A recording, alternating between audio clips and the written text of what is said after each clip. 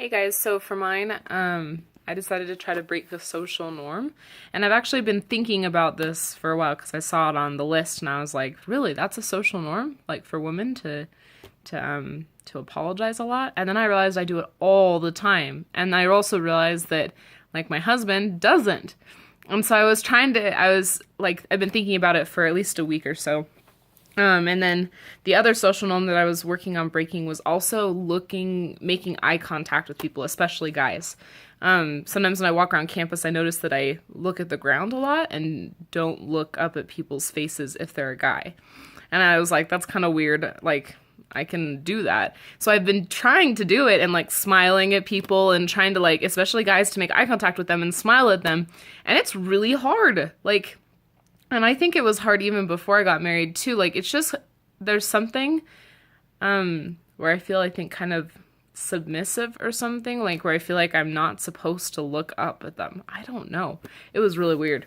And the I'm sorry also comes, I think, as we've been part of our society teaches us to feel like our opinions aren't really valued as much. Or that we should apologize for the space or the time or the things that we're taking away from other people, like just being somewhere or speaking to someone. It's like we need to apologize because we're not as worth it compared to men. I don't know. It was really strange to start looking at different norms in society and how that would work. So just doing that has kind of opened my eyes a little bit to some of the gender inequality that I hadn't really thought about before. I never really considered myself a feminist, but as I was doing this, I was like, wow, I really do care about this because connects to me. And I kind of feel like this is the first assignment that I've done that's really connected to me personally because I'm a woman. And so in my classrooms, I want to try to be really aware maybe of the way that I treat my students, especially gender-wise, males and females, and make sure that I am treating them the same, equally, that I'm expecting the same thing. And that's probably going to come especially through assessments that I make. If I can use assessments that are on a rubric or on different things, and I really am aware that to be like, hey, am I making this judgment based on exactly what they're doing or based on what I think they should be doing or think they should be doing well at? With music, sometimes, especially in choral traditions, right now, women in general are kind of seen as actually being maybe better in choirs at high schools and things, and that's partially because women's voices don't go through that crazy change that men's voices do in high school.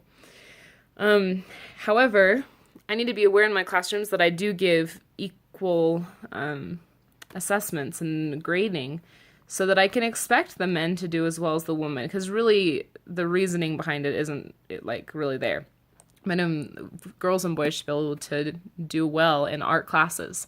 And it shouldn't just be that girls do well in art classes and boys do well in science classes and this kind of thing, but it really needs to be looking at the performance that is being done and not the gender part of it. And so but they're so intertwined. So I know that it's probably going to be really hard for me to do that, but it's good to start really thinking about that there are different ways that people treat each other based on gender. And I kind of tried to put a blind eye to it and just not think about it.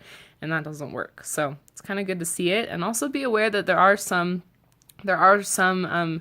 ways that right now women are trying to have more equal rights and things, but also we need to be careful not to push men down either, because most men aren't like trying to be better than women or something like that, but some are, and so it's just important to be aware. I don't know.